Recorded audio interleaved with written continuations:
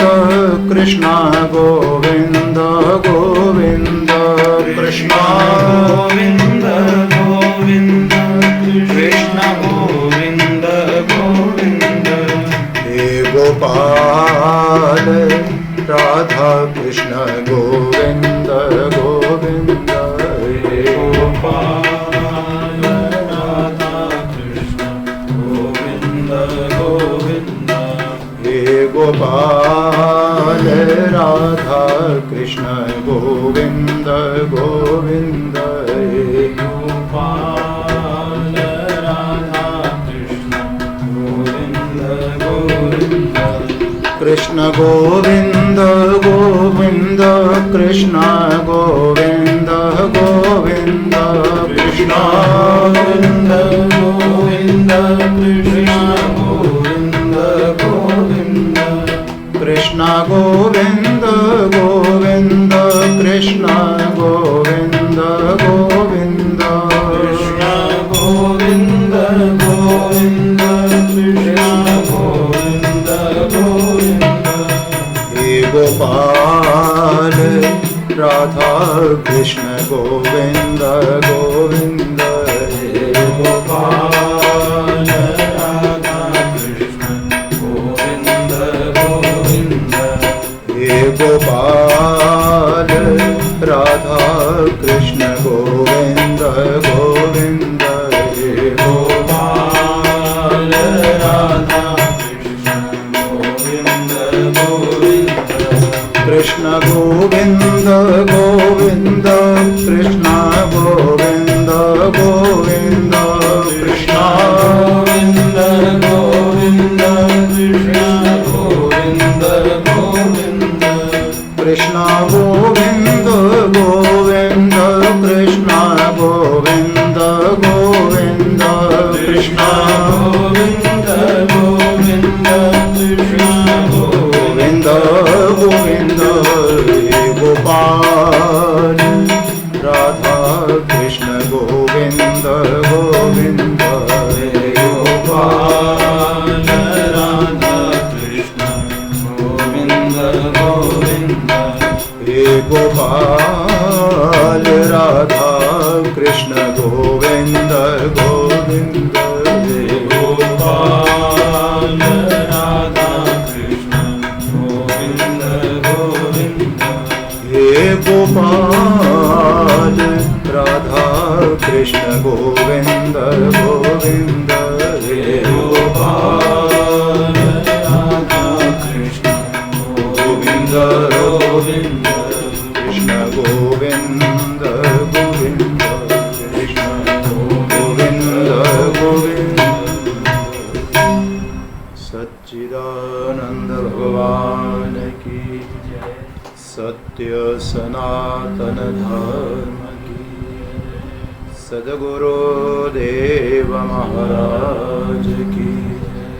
गोपाल कृष्ण भगवान की जय। गौ माता की जय। पवन पुत्र हनुमान जी महाराज की जय। ओम नमः पार्वती पतये हर हर महादेव।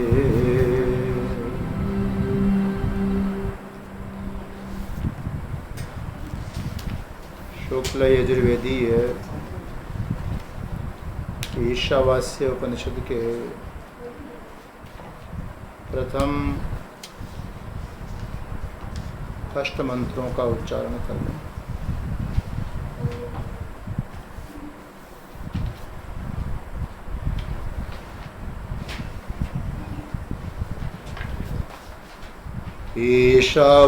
ईशावास्यमिदं सर्वम् ईशावास्यमिदं सर्वं यत् किञ्च जगत्यां जगत् यत् किञ्च जगत्यां जगत् तेन त्यक्तेन भुञ्जीथा तेन त्यक्तेन भुञ्जीथा मा गृधः कस्य स्विद्धनाम् मा गृधः कस्य स्विद्धनम् कुर्वन्नेवेह कर्माणि कुर्वन्नेवेह कर्माणि जिजीविषेच्छतं समाः जिजीविषेच्छतं समाः एवं त्वयि नान्यथेतोऽस्ति एवं त्वयि नान्यथेतोऽस्ति न कर्म लिप्यते नरे न कर्म लिप्यते नरे असूर्यानाम ते लोका सूर्यानाम ते लोका अन्धेन तमसावृताः अन्धेन तमसावृताः तांस्ते प्रीत्याभिगच्छन्ति तांस्ते प्रीत्याभिगच्छन्ति एके चात्महनो जनाः एके चात्महनो जनाः अनेजदेकं मनसो जवीयो अनेजदेकं मनसो जवीयो नैनद्देवा आप्नुवन् पूर्वमर्षात् नैनद्देवा आप्नुवन् पूर्वमर्षात् तद्धावतोऽन्यानतेति तिष्ठत् तद्धावतोऽन्यानतेति तिष्ठत् तस्मिन्नपो मातरिष्वा दधाति तस्मिन्नपो मातरिष्वा दधाति तदेजति तन्नैजति तदेजति तन्नैजति तद्दूरे तदवन्तिके तद्दूरे तदवन्तिके तदन्तरस्य सर्वस्य तदन्तरस्य सर्वस्य तदो सर्वस्यास्य बाह्यतः तदु सर्वस्यास्य बाह्यतः यस्तो सर्वाणि भूतान्यात् यस्तु सर्वाणि भूतान्यात् मन्येवानुपश्यति मन्येवानुपश्यति सर्वभूतेषु चात्मानं सर्वभूतेषु चात्मानं ततो न विजुगुप्सते ततो न विजुगुप्सते यस्मिन् सर्वाणि भूतान्यात् यस्मिन् सर्वाणि भूतान्यात् मय्वाभूद्विजानतः नैवाभूद्विजानतः तत्र को मोहः कः शोकः तत्र को मोहः कः शोकः एकत्वमनुपश्यतः एकत्वमनुपश्यतः सप्रियगाच्छुक्रमकायमभ्रणा सपर्यगाच्छुक्रमकायमभ्रणम् मस्नाविरं शुद्धमपापविद्धाम् अस्नाविरं शुद्धमपापविद्धम् कविरमनीषी परिभुः स्वयंभोर् यथा तथ्येतोऽर्थान् व्यदधात् शाश्वतीभ्यः याथा तथ्यतोऽर्थान् व्यदधात् शाश्वतीभ्यः समाभ्यः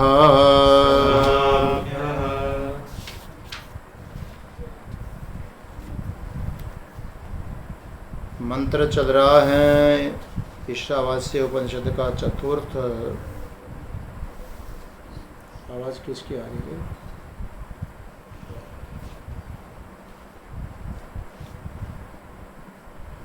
प्रथम मंत्र में ईशावास्यम इदम सर्वम यत्किंच जगत्याम जगत तेन त्यक्तेन भुंजिथा मागृध कस्य स्विधनम। यहाँ पर ईशा शब्द के द्वारा जिनको कहा गया है यद्यपि वह तृतीया विभक्ति है, तो वहाँ जो ईश बताया गया कि सर्वत्र जो भी संसार में नाम रूप पदार्थ दिखाई पड़ रहे हैं, सबको एक ईश्वर दृष्टि के द्वारा आच्छादित कर दो, आत्म भावना से ढक दो, आवृत कर दो। तो बात यह है कि नाम रूप जो भी दिखाई पड़ रहा है दृश्य, वो सब आकारवान वस्तु है। क्यों? साकार है ना। पुस्तक है तो इसका आकार है,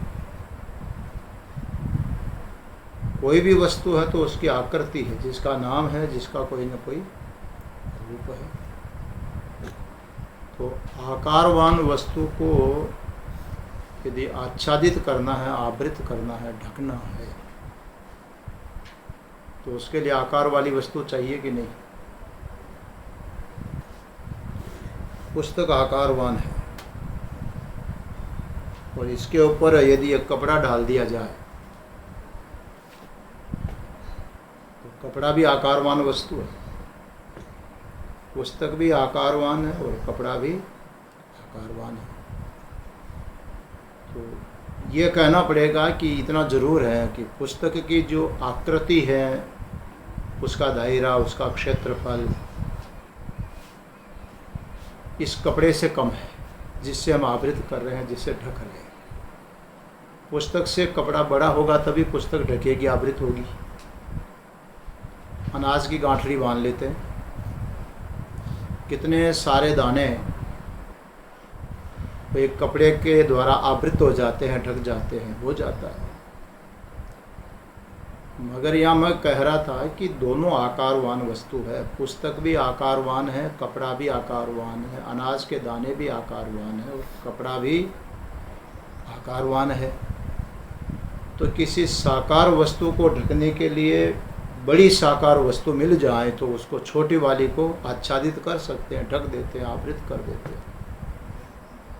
अब ये देखना पड़ेगा कि संपूर्ण जो जगत्याम जगत करके बताया, इस पूरी पृथ्वी पर और पृथ्वी उपलक्षित संपूर्ण ब्रह्मांड, अनंत कोटि ब्रह्मांड बोल दो, इन सब को ढकना है, आवृत करना है। अच्छा ये बताओ, इस पृथ्वी को ढकना हो तो इसको ढकने के लिए कितना बड़ा कपड़ा चाहिए भाई? और वो भी आकार वाला होना चाहिए। पृथ्वी आकारवान है, साकार वस्तु है, तो इसको ढकने के लिए भी कोई साकार वस्तु चाहिए कि नहीं? किंतु इस मंत्र में जो वहाँ बात आई थी, दोनों में विरोध लग रहा है कि जगत आकारवान वस्तु है और जिसके द्वारा आवृत किया जाए, आच्छादित किया जाए, वो निराकार वस्तु है। पहली चीज़ तो। दूसरी बात यह है कि ये जगत जो आकारवान वस्तु है, इसको ढकने का अर्थ दूसरे ढंग से हमने वहाँ पर किया कि ऊपर कपड़े, पुस्तक को कपड़े से जैसे ढकें, ऐसे जगत को किसी अन्य वस्तु से ढक दिया जाए, ऐसा अर्थ यहाँ पर नहीं है।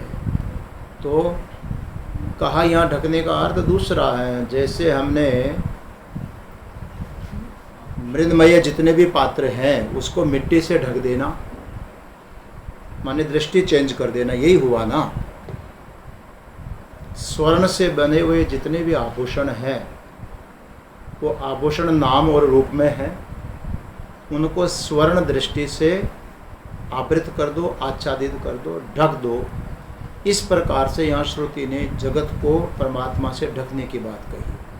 चलो कपड़े, पुस्तक को कपड़े से ढकते हैं, ऐसा ढकना यहाँ नहीं है, ये अर्थ मान लिया। अर्थ ये हुआ कि जैसे आभूषण को स्वर्ण दृष्टि से ढका, पात्रों को मृदमय दृष्टि से ढका, आवृत कर दिया, पर वहाँ ये भी देखो कि स्वर्ण भी आकारवान वस्तु है और निर्मित आभूषण भी आकारवान वस्तु है।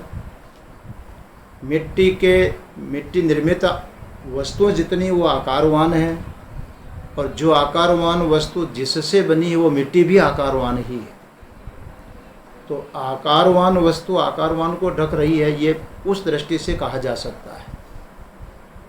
चलो ठीक है ये दृष्टांत तो, परंतु यहाँ पर फिर भी एक समस्या आ रही है कि जगत सारा का सारा नाम रूप जो दिख रहा है यह आकारवान है, मगर जिस परमात्मा के द्वारा, जिस ईश्वर के द्वारा, जिस एक सत्य आत्मा के द्वारा जगत को आवृत करने की बात कही गई, तो पहला विचार तो यह करो कि पुस्तक को कपड़े से जैसे ढकते हैं ऐसे ढकने की बात कही, या फिर आभूषण को स्वर्ण से ढकते हैं ऐसे ढकने की बात कही।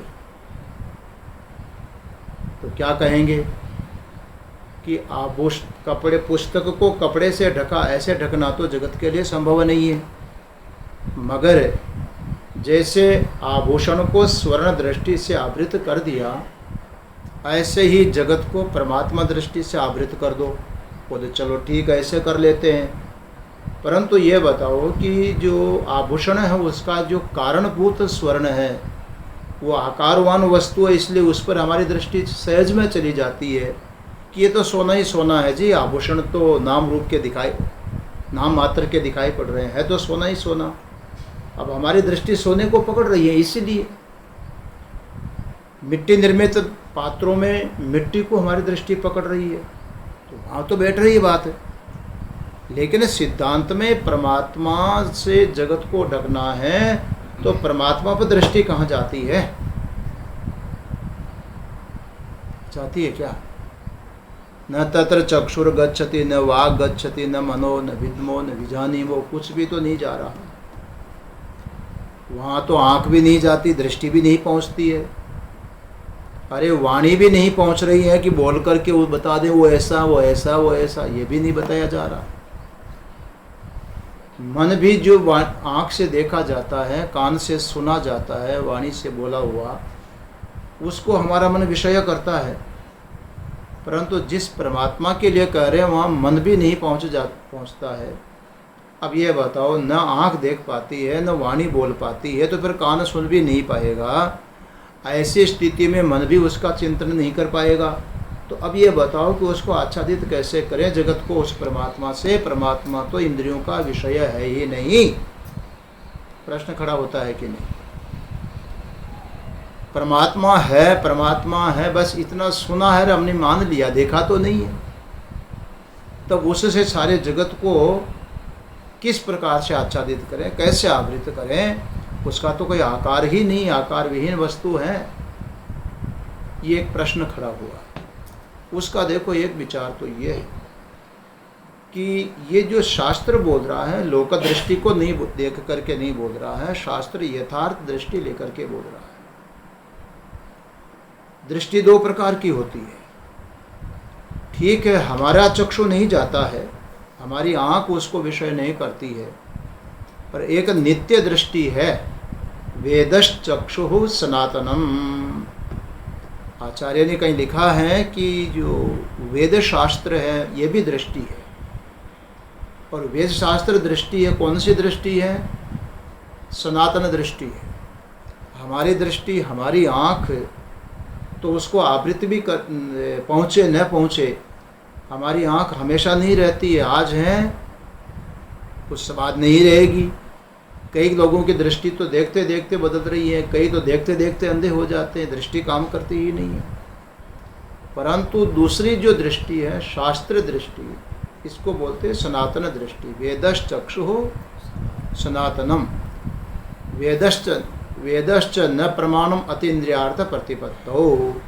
इसलिए आचार्य शंकर ने यह भी लिखा है कि जो अतीन्द्रिय तत्व है, परमात्मा इंद्रियों का विषय नहीं है, उस अतीन्द्रिय तत्व को जानने, मानने और जानने में हमारे लिए जो प्रमाण है वो है वेद शास्त्र।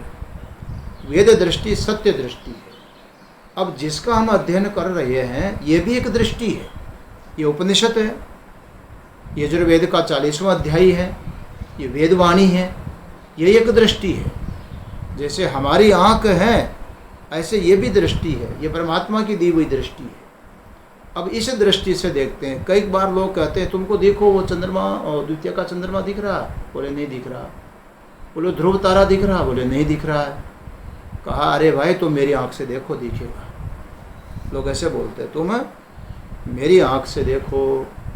तो मेरी आँख से देखने का मतलब अपनी आँख निकाल करके सामने वाले की आँख में डाल देंगे क्या? ये तो नहीं हो सकता है।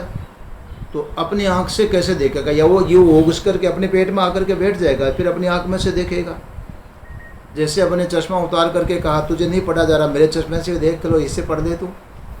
तो क्या अपनी आँख को लगा करके उसकी आँख पर लगा सकते हैं उठा करके? ये भी संभव नहीं है। तो फिर कहते हैं तुमको नहीं दिखता, मेरी आँख से देखो। उसका अर्थ क्या हुआ? अर्थात उसका लक्ष्य अर्थ हुआ कि जिस कोण से मैं देख रहा हूँ, जिस प्रकार से मैं देख रहा हूँ, तुम भी उसी प्रकार से अपनी दृष्टि को बना करके देखो तो तुम्हें दिखने लगेगा। ऐसे ही भगवती माँ श्रुति वेदवाणी बोल रही हैं कि जगत साकार वस्तु है, परमात्मा निराकार है, लेकिन निराकार को भी जानने के लिए एक दिव्य दृष्टि की जरूरत है। ये स्थूल दृष्टि काम नहीं करेगी। निराकार को जानने के लिए शास्त्र दृष्टि काम करती है, वेद दृष्टि काम करती है। ये परमात्मा की दृष्टि है। परमात्मा जिस एंगल से देख करके ब्रह्मा आदि को उपदेश दिए हैं, उसी दृष्टि से हम भी यदि देखते हैं जगत को, तो जगत परमात्मा से जगत को आवृत किया जा सकेगा। निराकार को भी वेद दृष्टि से हम अनुभव कर सकते हैं, हम जान सकते हैं। ये बात समझ में आई? तो चलो, परमात्मा को जिस वेद की दृष्टि से जाना जा सकता है, अब चलो हम एक काम करते हैं कि जो अपनी दृष्टि है उसको एक तरफ कर दो। कहा ना कि भाई तुमको अपनी आँख से ध्रुव तारा नहीं दिख रहा है तो मेरी आँख से देखो। अब इसी प्रकार से वेदवाणी बोलती है कि तुमको यदि ये साकार जगत आवृत करने के लिए निराकार परमात्मा नहीं दिख रहा है तो आओ तुम मेरी दृष्टि से दृष्टि मिलाओ। वेदवाणी बोल रही है कि मेरी दृष्टि से तुम अपनी दृष्टि मिलाओ और देखो इस जगत को, तो तुमको लगेगा, समझ में आएगा कि सर्वत्र परमात्मा ही परमात्मा सत्य है।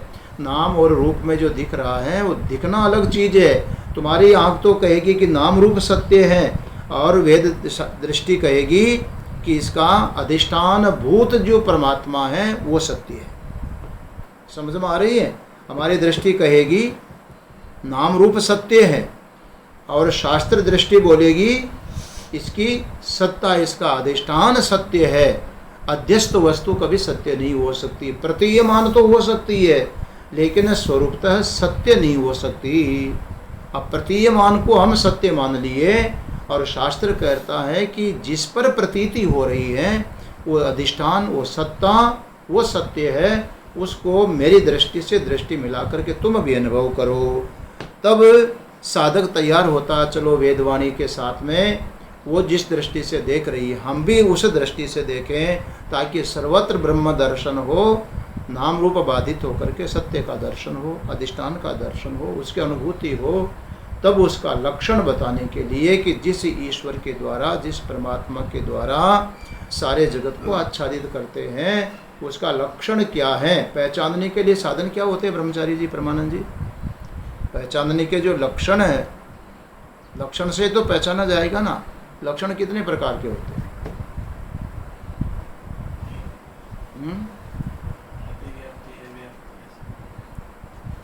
हाँ, व्याप्ति, अतिव्याप्ति और असंभव। लक्षण में दोष होते हैं तीन। तो लक्षण जो होता है वो वस्तु का स्वरूप का अनुभव कराता है, परंतु उसमें दोषत्रय नहीं होना चाहिए। लक्षण में अतिव्याप्ति दोष न हो, असंभव दोष न हो, और अव्याप्ति दोष भी न हो।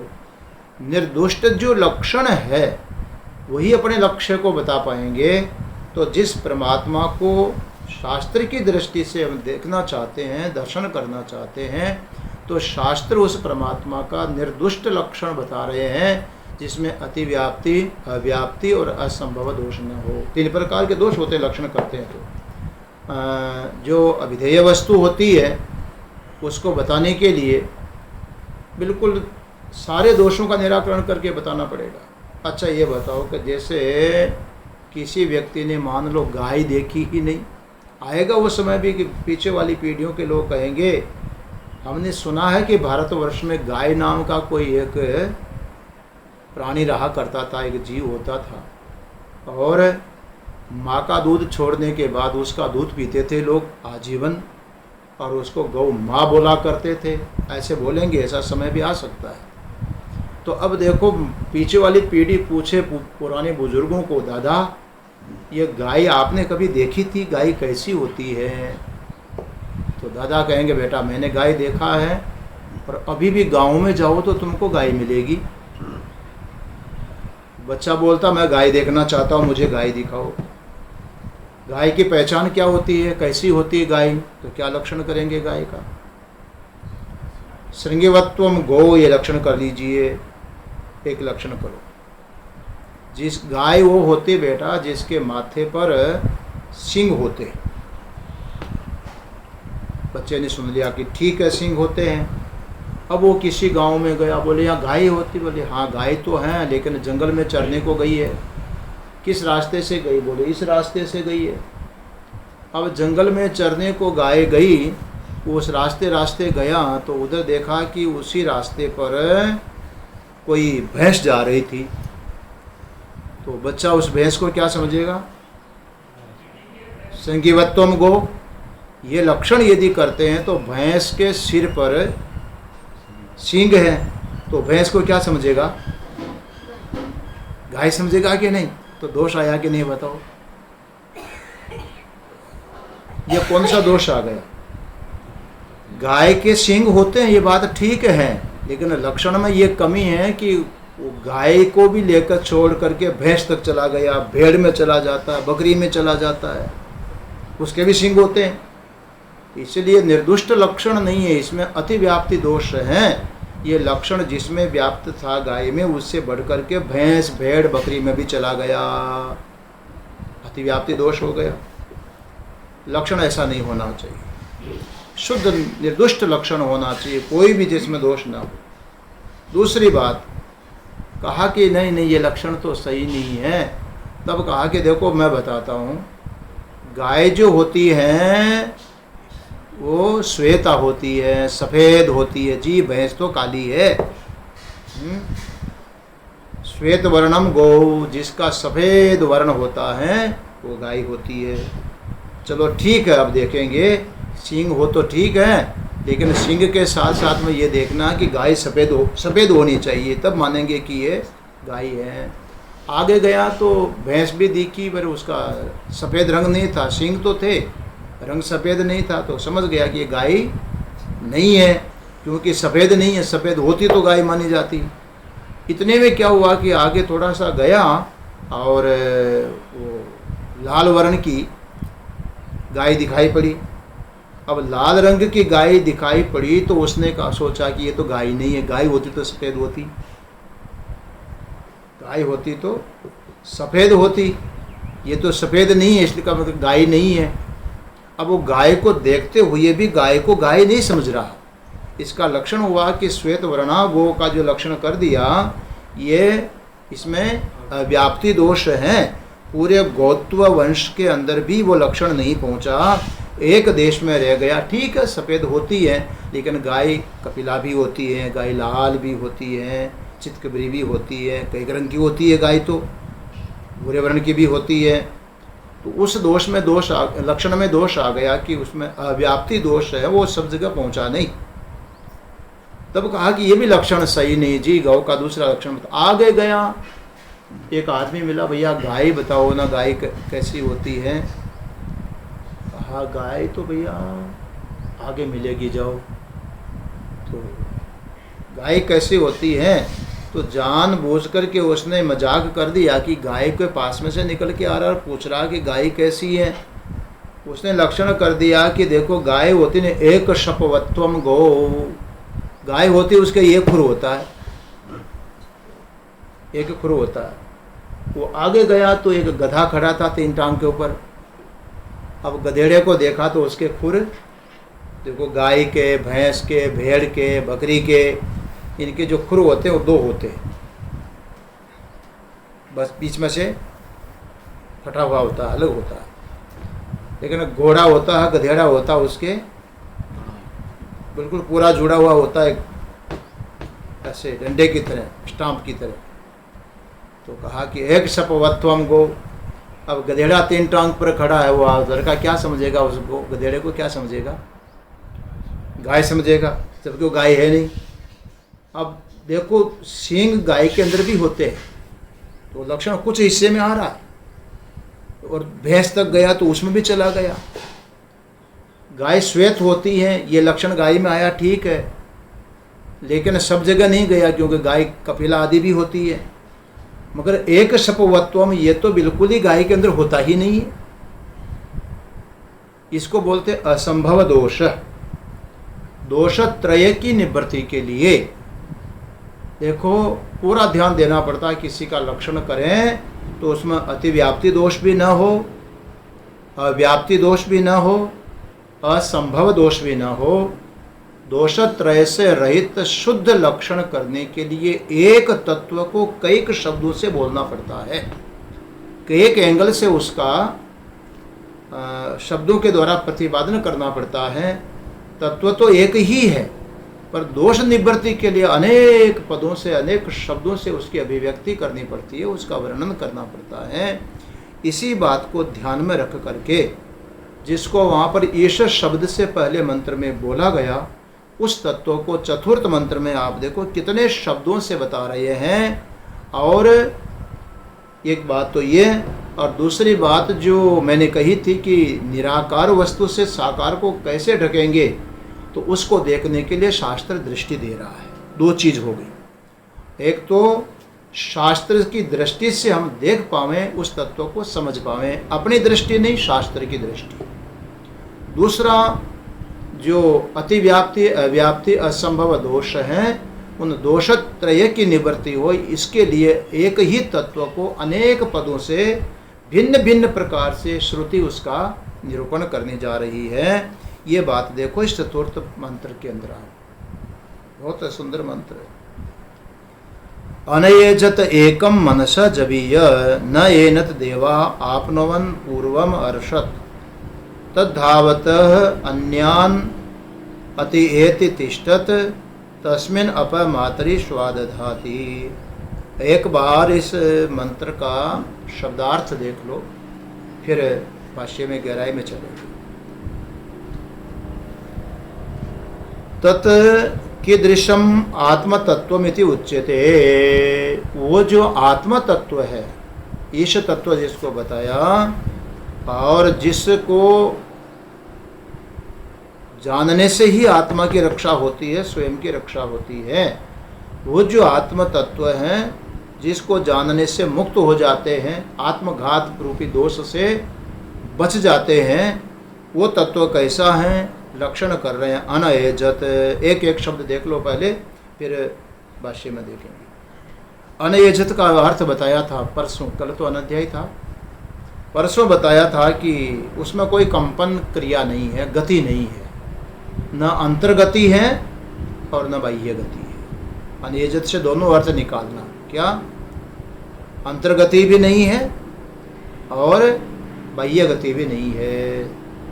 जैसे शरीर की अवस्था परिवर्तन है जो है वो अंतर्गति से होता है, और स्थान परिवर्तन होता है वो बाह्य गति से होता है।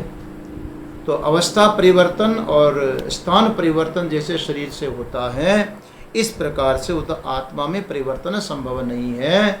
अनएजत, बोले ऐसा क्यों नहीं है, उसमें अंतर और बाह्य दोनों गति क्यों नहीं है? इसलिए नहीं है कि वो अपरिच्छिन्न वस्तु है, वो एक ही है, वो एक है। अनेक होते हैं, उसमें अंतर्गति भी होगी और बाह्य गति भी होगी। अनेक में जो परिच्छिन्नता होती है, तो परिच्छिन्न वस्तु का जन्म भी मानना पड़ेगा, उसका अंत भी मानना पड़ेगा। होता ही ये मानना क्या पड़ेगा, होता है संसार में जो जनिमान है वो नाशवान भी है ही है, इसलिए उसमें अंतर्गति हो रही है। और जो बाह्य वस्तु होती है उसमें स्थान पे भी गति होती है, एक स्थान से दूसरे स्थान पर उसको संभव है स्वयं चला जाए या दूसरे के द्वारा ले जाया जाए।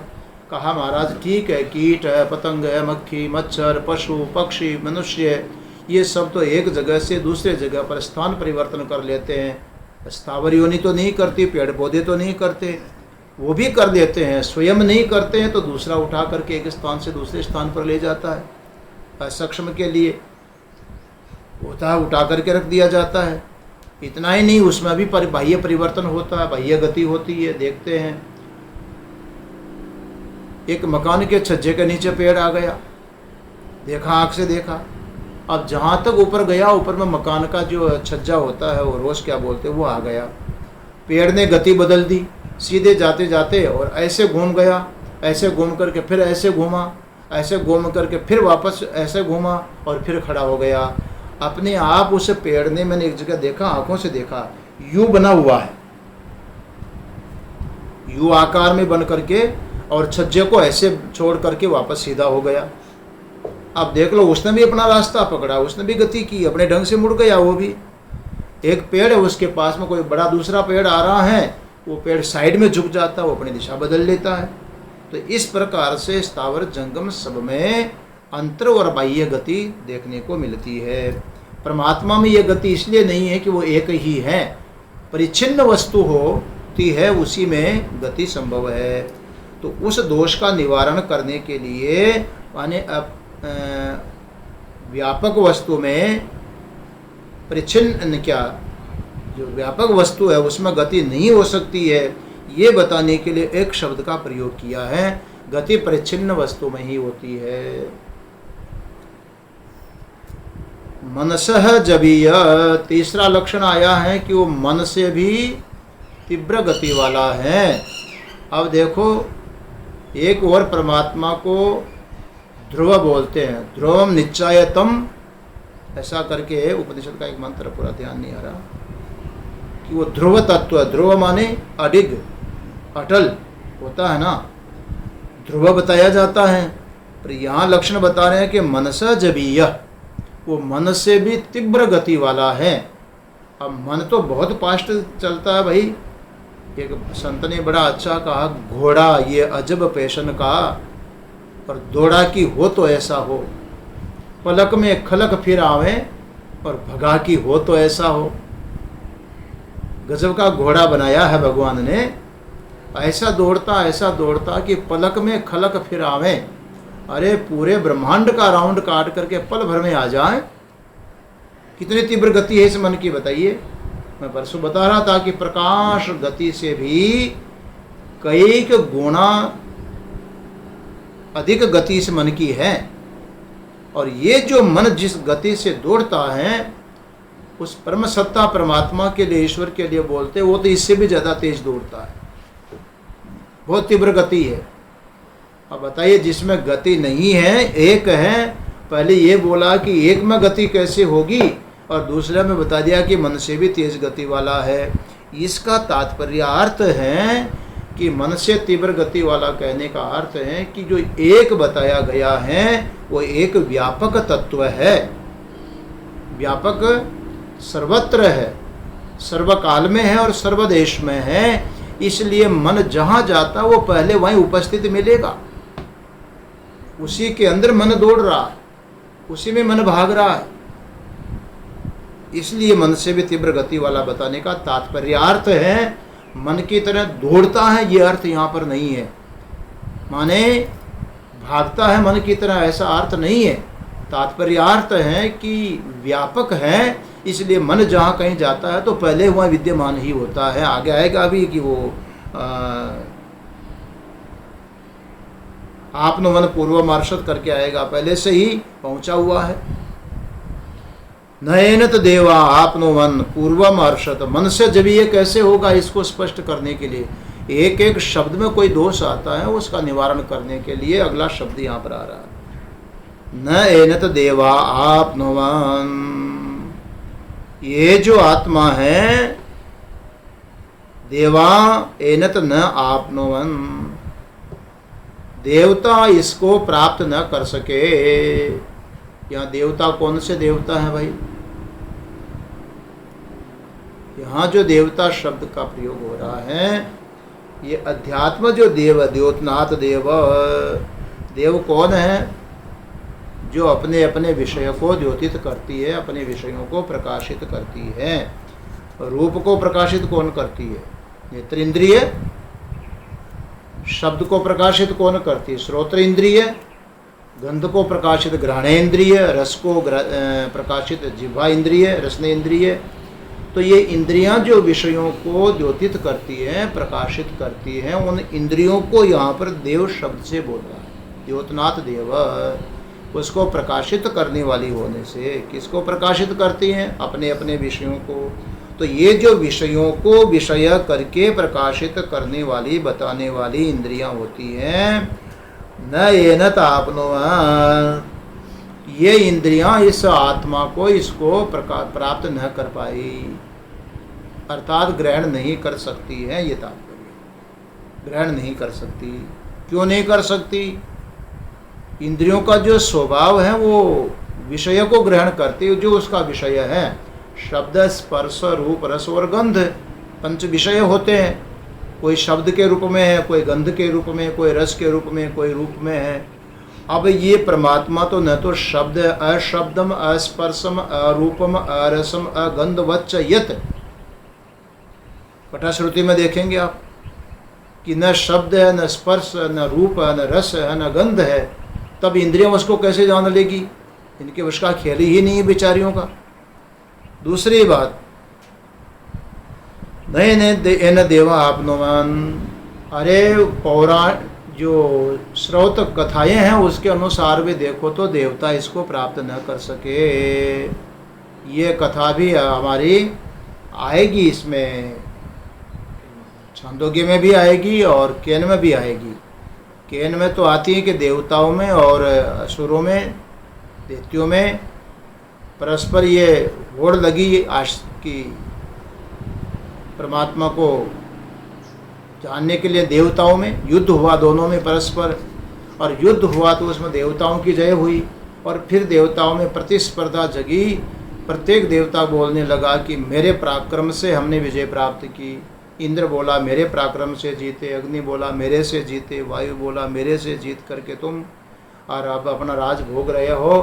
तो इस प्रकार से जब अपने अपनी प्रशंसा देवगण करने लगे तो स्वयं परमात्मा यक्ष रूप धारण करके उनके सामने प्रकट हुए और बड़ा दिव्य अद्भुत रूप देख करके, अजीब रूप देख करके देवताओं को दूर दिखाई पड़े तो एक एक देवता को बोले, रे जाओ ये है कौन, पहचान में नहीं आ रहा।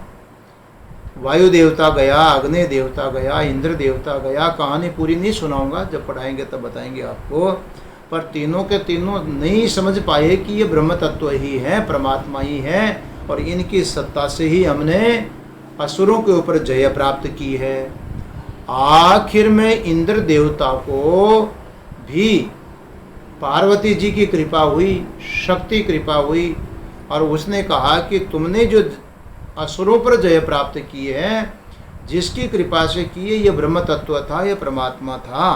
तो इस प्रकार से इंद्र देवताओं को भी परोक्ष रूप से ही ये ज्ञान हुआ कि हमने दैत्यों के ऊपर जो जय प्राप्त किए हैं वो उस ब्रह्म तत्व की कृपा से किए। वो भी परोक्ष ज्ञान हुआ है, अपरोक्ष तो उनको भी नहीं हुआ। साक्षात अपरोक्ष तो उसे इंद्र देवता को भी नहीं हुआ, क्योंकि पात्र नहीं था। छांदोग्य में वहाँ पर इंद्र और विरोचन की कथा आई। दोनों दौड़े दौड़े दौड़े गए, लेकिन कितने झटके खा खा कर के आखिर में इंद्र देवता को ये समझ में आती है। और फिर भी अंत में पूरे अध्याय में इंद्र देवता ये नहीं कहता है कि हाँ हमने ब्रह्म को जान लिया। जैसे गीता सुन करके अर्जुन कहता है कि नष्टो मोह स्मृति लब्धा, मोह नष्ट हो गया, स्मृति मिल गई। ऐसे वहाँ छांदोग्य का 8वां अध्याय आप पढ़िएगा। इंद्र देवता पूरा वेदांत श्रवण करके ये नहीं बोलता है कि मैं स्मृति लब्धा, अब मुझे स्मृति मिल गई, अहम ब्रह्मास्मि बोध हो गया। इंद्र देवता एक शब्द नहीं बोलता। विरोचन तो दूर रही बात, वो तो शरीर को ही आत्मा मान करके चला गया। और इंद्र देवता ने तो बेचारे ने 101 वर्ष तक तपस्या की है, 32 करके, और फिर 5 वर्ष और तपाया, 101 साल तपस्या करके भी। और आखिर में भी इंद्र देवता के मुंह से ये नहीं निकलता है कि मैंने ब्रह्म का साक्षात अपरोक्ष रूप से अनुभव किया। नहीं न देवा आपनोमन, दोनों अर्थ कर सकते हो, अध्यात्म में भी और अधिदेव रूप में भी। देवता इसको प्राप्त न कर सके। चलो अब यहाँ देखो कि जब मन का ही विषय नहीं है, मन भी नहीं पहुंच पाया, मन से भी तीव्र गति वाला है, तो बेचारी इंद्रियों का क्या था, मजाक देखी, इंद्रियों उसको प्राप्त कर लेती, ग्रहण कर लेती। परंतु पूर्वम अर्षत, ये इंद्रियां मन जिसको ग्रहण करते हैं ना, जहाँ जहाँ पहुँचते हैं, पहले से ही ये पहुँचा हुआ है। हमारी इंद्रिय जिस विषय को, आँख रूप को ग्रहण करती है ना, तो जहाँ रूप विषय है वो परमात्मा पहले ही वहाँ पर पहुँचा हुआ है। रूप के अंदर भी वही बैठा है, आँख में भी बैठा है, आँख की वृत्ति में भी बैठा है, और वृत्ति जिस विषय को विषय कर रही है उस विषय पर भी पहले से ही वो बैठा हुआ है। पूर्वम अर्षत, सब जगह पहुंचा हुआ है। उसके होने पर ही आँख देख रही है, उसके होने पर ही वृत्ति चल रही है, उसके होने पर ही विषय प्रकाशित कर रहा है। दृष्टि अवच्छिन्न चेतन और विषय अवच्छिन्न चेतन, क्यों? दोनों चेतन चेतन जब एक होते हैं तो ज्ञान होता है कि अमुक वस्तु है। दृष्टि अवच्छिन्न, नेत्र अवच्छिन्न चेतन बोल दो, और विषय अवच्छिन्न चेतन, दोनों चेतन चेतन जब मिलता है तो वस्तु का ज्ञान होता है कि अमुक वस्तु है, विशेष बोध होता है। इस प्रकार से पहले से ही विषय में भी पहुंचा हुआ है। पूर्वम अर्षत तद्धावत अन्यान अति एति, और जो दौड़ने वाले हैं उन सब को अति कर जाता है, उनसे पार हो जाता है, और अति माने चला जाता, बढ़ जाता, आगे गति करता। जो भी दौड़ने वाले हैं, सूर्य चंद्रमा ग्रह नक्षत्र तारे सब दौड़ तो रहे हैं, उन सबको पार करके वो पहले ही गया हुआ है, इतना तेज दौड़ता है। परंतु विशेषता कहते हैं तिष्ठत, ये एक विशेषता है कि वो बैठा बैठा ही दौड़ने वालों से आगे निकल जाता है। बड़ा विलक्षण है देखो मंत्र। एक और कहते हैं कि मन से तेज दौड़ता है। दौड़ने वाले जो भी हैं अन्यान अत्येति, उन सब को भाग करके दौड़ करके, इन गतों से एति शब्द बना है, गति बता रहे हैं कि चला गया, सबसे आगे चला गया। और तत्काल बोलते तिष्ठत, अरे वो बैठा बैठा ही चला गया। तो बैठा बैठा जाने का अर्थ तो कुछ न कुछ दूसरा अर्थ निकालना पड़ेगा। कैसे निकालोगे? हंस जी बनारस से कोटा आए, चलते चलते आए कि बैठे बैठे आए कि सोए हुए आए? बताओ। कोरोना का डर था, कोई दूसरा ना आ जाओ, नींद भी नहीं आई, कोई दूसरा नज़दीक ना आ जाओ, स्पर्श न हो जाओ, बैठे बैठे बनारस से चले कोटा पहुंच गए। बनारस से चले कोटा पहुंच गए, बैठे बैठे पहुंच गए। अब बताओ बैठे बैठे बनारस से कोटा कैसे आ गए जी? कोई बैठा बैठा यहाँ बैठे बैठे कहीं पहुंच पाओगे क्या? तो इसका अर्थ ये कहना पड़ेगा कि हम जिसके ऊपर बैठे वो चल रहा था और हम बैठे हुए थे, ट्रेन चल रही थी और हम बैठे हुए थे। इसका अर्थ है कि जो उपाधि थी हमारी ट्रेन, उसमें गति थी, वस्तुतः स्वरूपतः हमारे में गति थी, हम तो बैठे हुए थे। ये जितने भी दौड़ने वाले हैं, व्यापक होने के कारण इनके साथ में वो दौड़ता हुआ भी मालूम पड़ रहा है, और एक ही तत्व होने के कारण वो गति रहित भी है, वो स्थित है, वो अपने स्वरूप में है, एक ही जगह स्थित है। आकाश कहीं आता जाता नहीं है। लेकिन एक गुब्बारा बंद करके और ले जाओ पकड़ करके, तो गुब्बारे के अंदर का आकाश भी तो उसके अंदर जाता हुआ ही मालूम पड़ेगा कि नहीं? जबकि आकाश तो सब जगह व्यापक है, पर गुब्बारे को लेकर के वो जो गति रहित आकाश है उसमें भी गति मालूम पड़ती है कि वो चला गया है। ऐसे ही परमात्मा वो तत्व है जो उपाधि को लेकर के गतिशील मालूम पड़ता है, निरुपाधिक रूप से वो अपने स्वरूप में स्थित है। तिष्ठत, स्थागति निवृत्तों से बनता तिष्ठत, तो कोई भी गति है ही नहीं। इसलिए जिसमें गति नहीं उसको स्थाणु बोलते हैं कि नहीं? स्थाणु, ठूंठ होता उसको स्थाणु बोलते हैं, गति नहीं होती। जैसे वो गति नहीं करता तिष्ठत, ये भी गति रहित होता हुआ निरुपाधिक रूप से गति रहित हैं और सोपाधिक रूप से सब दौड़ने वालों से भी अधिक गतिवान मालूम पड़ता है, क्योंकि व्यापक हैं और उपाधि के साथ में गतिशील मालूम पड़ रहा है। तस्मिन् अपह मातरिष्वादधाति, तस्मिन् सति अपह मातरिष्वा अपदधाति, तस्मिन् सति ऊपर से लगाओ सती शब्द, उसके होने पर ही, किसके होने पर?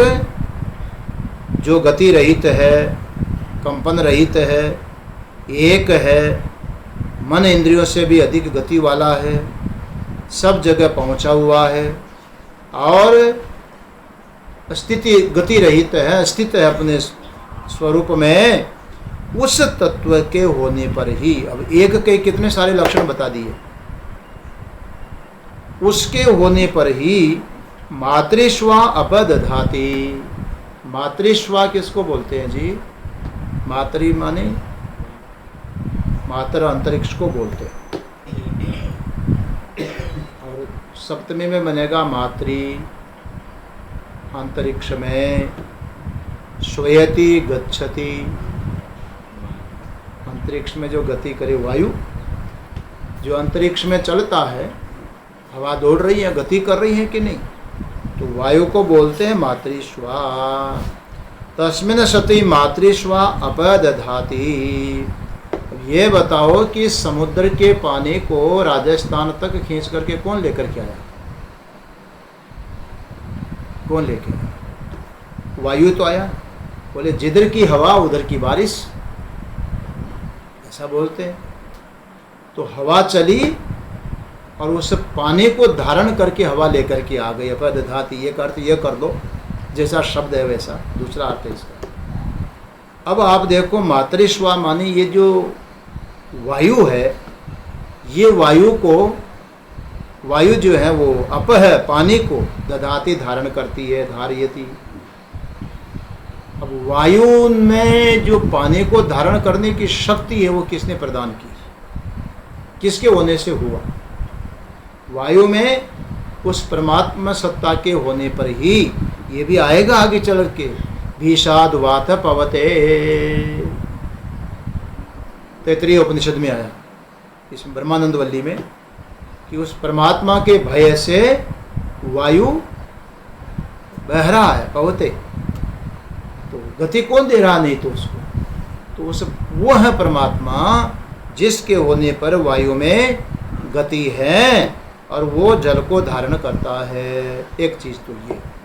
दूसरा यहाँ पर मातृष्वा का अर्थ है हिरण्यगर्भ सूत्रात्मा। हंस चेतन जी, हिरण्यगर्भ में और सूत्रात्मा में क्या फर्क है?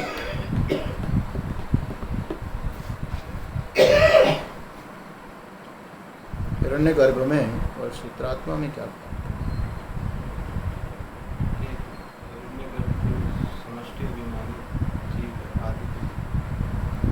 कौन से समष्टि? स्थूल सूक्ष्म? सूक्ष्म समष्टि अभिमानी चेतन को हिरण्यगर्भ बोल दिया। सूत्रात्मा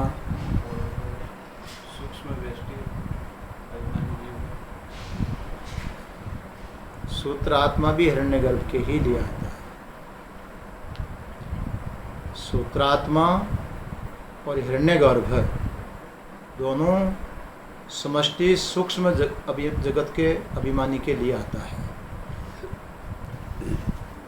दो शब्द इसलिए आते हैं कि हिरण्यगर्भ शब्द है उसमें चेतनत्व की प्रधानता है, और सूत्रात्मा है उसमें प्रकृति की प्रधानता है। प्रकृति की प्रधानता। गीता में अर्जुन को कई जगह पांडव शब्द से बोला है और कई जगह पर कौन्तेय शब्द से बोला है। तो पांडव में और कौन्तेय में क्या फर्क है? दो शब्द क्यों बोले? पांडव भी कहा, कौन्तेय भी कहा। तो जहाँ पांडव शब्द आता है वहाँ पर पिता की प्रधानता है। पांडव पुत्र है ना, तो पिता की प्रधानता से पांडव कहा जाता है, और माँ की प्रधानता से कौन्तेय कहा जाता है। एक ही अर्जुन दो शब्दों से बोला जा रहा है। पिता की प्रधानता है तो पांडव, और माँ की प्रधानता से बोलते हैं तो कौन्तेय है। अर्जुन एक ही, ऐसे एक ही चैतन्य तत्व हिरण्यगर्भ जिसको बोल रहे हैं, जो सूक्ष्म समष्टि जगत का अभिमानी है, उसको चेतन की प्रधानता से बोलते हैं तो हिरण्यगर्भ कहा जाता है। और माँ प्रकृति की प्रधानता से बोलते हैं तो उसको सूत्रात्मा कहा जाता है। एक ही तत्व के लिए दो शब्द आए, हिरण्यगर्भ और सूत्रात्मा। इसलिए यह मातृस्वा जो शब्द है, ये समष्टि सूक्ष्म जगत के अभिमानी हिरण्यगर्भ के लिए, उस सूत्रात्मा के लिए आया है। चलो, ये क्या कर रहा है? बोले तस्मिन् सति, उस परमात्मा के होने पर ही हिरण्यगर्भ अपदधाति कर्माणि धारयति। अप का अर्थ यहाँ पर करो कर्म। जीवों के जो पुण्य पाप आदि जितने भी कर्म हैं, उन सब कर्मों को जो धारण कर रहा है, तद उसके अनुसार उसको कर्म विभाजन कर रहा है। दधाति माने विभजति कर दो, कर्मों को विभक्त कर रहा है, सबके कर्म विभक्त। जैसे सूर्य का जो कर्म है उसमें प्रकाशकत्व और दाहकत्व दोनों चीज है उसके अंदर। वायु में जो स्पर्श है और जल में रस आदि तत्व है। अब जल का रस को धारण करना, वायु को स्पर्श रूप को धारण करना, अग्नि को उष्णता और प्रकाश धारण करना, ये जो उनके कर्म है, ये जो विभाजन किया गया है। अच्छा, अपने अंदर देख लो आप, आंख का काम देखने का, कान का काम सुनने का है। अभी अपने अपने कर्म को जो आंख पकड़ रही है, कभी ये अदला बदली नहीं करते, इनका विभाग ट्रांसफर तो नहीं होता कि थोड़े दिनों आंख सुनेगी तो कान देखेगा, और कान सुनेगा तब आंख देखेगी, आंख देखेगी तो नाक सूंघेगी, और थोड़े दिनों नाक देखेगी और आंख सूंघेगी। ऐसा तो नहीं हो सकता है। अदला बदली तो नहीं होती, ट्रांसफ़र तो नहीं होता। सबका अपना अपना जो कर्म निर्धारित है, इन कर्मों का विभाजन किसने किया जी? हिरण्यगर्भ ने ही तो किया। वो जो विभाजन करने वाला समष्टि अभिमानी सूत्रात्मा है, हिरण्यगर्भ है, वो जीवों के कर्मों का जो विभाजन कर रहा है, अपना अपना कर्म निर्धारित कर रहा है। वो कर्म भी, हिरण्यगर्भ भी, सूत्रात्मा भी, वह स्वतंत्र नहीं है, वो उस परम सत्ता के अधीन होकर के ही कर रहा है।